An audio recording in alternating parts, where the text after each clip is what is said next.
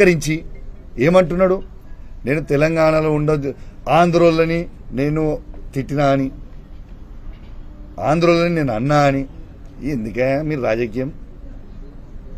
నేను మీకు చెప్తున్నా, హైదరాబాద్లో ఉన్న ప్రతి ఆంధ్ర సెటిలర్కి నేను చెప్తా ఉన్నాను, నేను నిన్న అన్నది గాంధీని అన్నా. గాంధీయే స్వయంగా ఏమన్నాడు? గాంధీకి కౌశిక్కి ఇది వ్యక్తిగతం అన్నాడు. ఎస్, నేను కూడా వ్యక్తిగతంగా గాంధీని అన్నా. ప్రతి ఆంధ్ర సెటిలర్ అంటే మాకు గౌరవం ఉంది. ఇంతకుముందు చెప్పినట్టు కేసీఆర్ గారే చెప్పిండ్రు. ఏమని చెప్పిండ్రు? ఆంధ్ర సెటిలర్స్కి ఎవరికన్నా కాలికి ముళ్ళు గుచ్చుకుంటే నేను పండ్లతోని తీస్తా అని కేసీఆర్ గారే చెప్పిండ్రు. ఉట్టి మాటలనే కాదు, ఇదే ఆంధ్ర సెటిలర్లని ఈ 10 సంవత్సరాల కేసీఆర్ నాయకత్వంలో ఎంత అద్భుతంగా చూసుకున్నాము. ఒక్క ఇన్సిడెంట్ అనేమన్నా చేసినామా? ఒక్కసారి ఆలోచన చేయండి. వీళ్ళ చిల్లర రాజకీయాల కోసం ఆంధ్ర తెలంగాణ అని రెచ్చగొట్టి డ్యామేజ్ చేసే, హైదరాబాద్ ఇమేజ్ ని డ్యామేజ్ చేసే ప్రయత్నం చేస్తా ఉన్నారు. అయ్యా రేవంత్ రెడ్డి గారు, ఇప్పటికే మీరు హైడ్రా అని బైడ్రా అని రోజుకొక బిల్డింగ్ కూలగొట్టి మీరు ఇబ్బంది పెడతా ఉన్నారు హైదరాబాద్ ప్రజల్ని. ఇలా హైదరాబాద్ లో పెట్టుబడులు పెట్టాలంటే భయపడే పరిస్థితికి తీసుకొని వచ్చిర్రు. హైదరాబాద్ బ్రాండ్ ఇమేజ్ ని ఇవాళ రేవంత్ రెడ్డి గారు డ్యామేజ్ చేస్తా ఉన్నారు. ఇదంతా ఒక పెద్ద కుట్ర. దయచేసి హైదరాబాద్ ప్రజలందరూ కూడా గమనించాలి.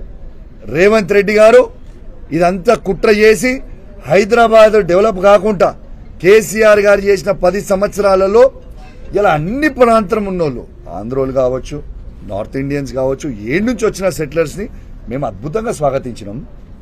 అద్భుతంగా హైదరాబాద్ ని ఈ భారతదేశంలోనే నంబర్ 1 సిటీగా తీసుకుపోయినాం. Is this not the truth? ఇలా మీరు చేస్తుంది ఏంది? చంద్రబాబు నాయుడు గారి ట్రాప్ లో పడి, చంద్రబాబు నాయుడు గారి డైరెక్షన్లలో పడి రేవంత్ రెడ్డి గారు ఇక్కడి నుంచి అందరినీ కూడా తీసుకుపోయి అమరావతికి డైవర్ట్ చేసే ప్రయత్నం ఇవాళ స్వయంగా రేవంత్ రెడ్డి గారు చేస్తున్నది యావత్ తెలంగాణ ప్రజలు గమనించాలని విజ్ఞప్తి చేస్తా ఉన్నాను. ప్రత్యేకంగా హైదరాబాద్ ప్రజలందరినీ కూడా గమనించాలి అని నేను విజ్ఞప్తి చేస్తా ఉన్నాను.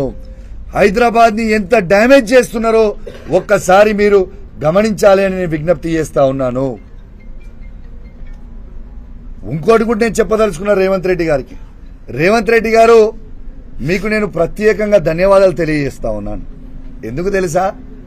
ఇవాళటి కన్నా మీ స్థాయి ఏందో మీరు తెలుసుకున్నారు.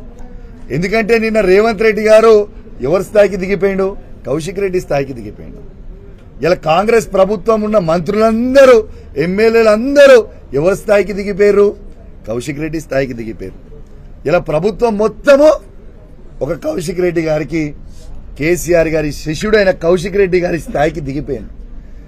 రేవంత్ రెడ్డి గారు, మీ స్థాయి ఏందో ఇవాళటి నుంచి మీకు కేసీఆర్ గారు, కేటీఆర్ గారు, హరీష్ రావు గారు అవసరం లేదు. ఇక కౌశిక్ రెడ్డి వాజెస్ రేవంత్ రెడ్డి.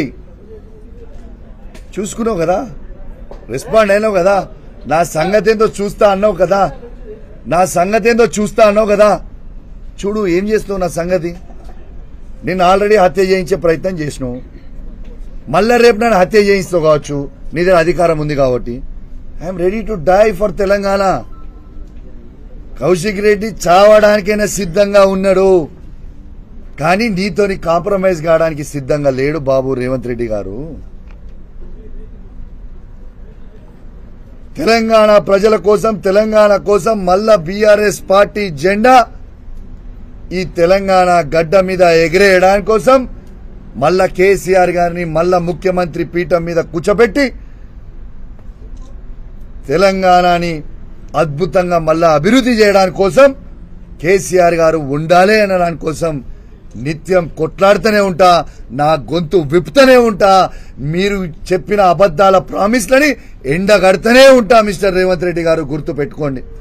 నీ అవాకులకి చవాకులకి ఈ బెదిరింపులకి కౌశిక్ రెడ్డి ఎట్టు పరిస్థితుల్లో భయపడడు అని చెప్పి కూడా ఈ సందర్భంగా తెలియజేస్తా ఉన్నాను. ఇలా దయచేసి నేను ఒక్కటే చెప్తున్నా, సమాజం మొత్తం కూడా గమనించిర్రు. ఇలా హైదరాబాద్లో ఇలా ఏ ఒక్క నాడన్న 10 సంవత్సరాలలో కేసీఆర్ గారు ప్రభుత్వం ఉన్నప్పుడు ఈ సిచ్యువేషన్ తీసుకోవచ్చిండా? ఒక్కసారి ఆలోచన చేయండి. దయచేసి నేను రిక్వెస్ట్ చేస్తున్నా, తెలంగాణ ప్రజల్లారా, కేసీఆర్ అంటేనే మనం అంటేనే కేసీఆర్. ఇలా వాస్తవంగా రేవంత్ రెడ్డి గారు మీరు ఇన్ని ఘనం తిడుతున్నారు కేసీఆర్ గారిని, కేటీఆర్ గారిని, హరీష్ రావు గారిని. వాస్తవంగా ఇలా కేసీఆర్ గారు లేకపోతే, ఈ తెలంగాణనే లేకపోతే అసలు నీవు ఆ ముఖ్యమంత్రి కుర్చీ మీద కూర్చునేటోన్వా? అసలు ఆ కుర్చీ అనేది క్రియేట్ అయ్యేదా? అది కూడా కేసీఆర్ గారి భిక్షనే కదా నీకు పెట్టింది. ఇలా ఏంటిదో ఎగిరెగిరి పడతా ఉంటారు. కాబట్టి ఇగనన్నా మీ చేసే అవాకులు చెవాకులు బంజేరి మొత్తం తెలంగాణ ప్రజలకి అర్థమైపోయింది. ఇలా మీకు సవాల్ విసిరినప్పుడు సవాల్ స్వీకరించడం మీకు రాదు. బంజేరి తెలంగాణ ప్రజలందరూ కూడా మీరు గుండాయిజం చేసిన గుండాయిజం మొత్తం చూసిర్రు, మీ రౌడీయిజం మొత్తం చూసిర్రు. దానికోసమే నిన్న అరెస్ట్ చేసిర్రు పోలీసులు. ఏంటిది, నిన్న హరీష్ రావు గారిని మా ఎమ్మెల్యేలందరినీ ఇక్కడి నుంచి తీసుకొని పోయి ఆ కల్వకుర్తి కాన్స్టిట్యున్సీ, షాద్నగర్ కాన్స్టిట్యున్సీకి తీసుకొని పోయింది. ఎందుకు తీసుకుపోయారు పైకి అంత దూరం? హరీష్ రావు గారు ఏం చేసిర్రు? హరీష్ రావు గారు అన్నదేంటిది? మీరు ఇలా గమనించాలి. తెలంగాణ ప్రజలు ఎట్లా తిరగబడుతురో మీ మీద గమనించాలి. ఇలా హరీష్ రావు గారిని మీరు ఆడికి తీసుకుపోతున్నది మాకైతే తెలియదు. అంటే మీరు చేసే చెత్త శాస్త్రాలు, మీరు చేసే వెకిలి శాస్త్రాలు ప్రజలు టీవీలలో చూసి ఎంత గమనిస్తున్నారు అనేది మీరు అర్థం చేసుకోవాలి. ఇలా ప్రజలు ఏ తిరిగి రివర్స్ అయ్యారు అక్కడ.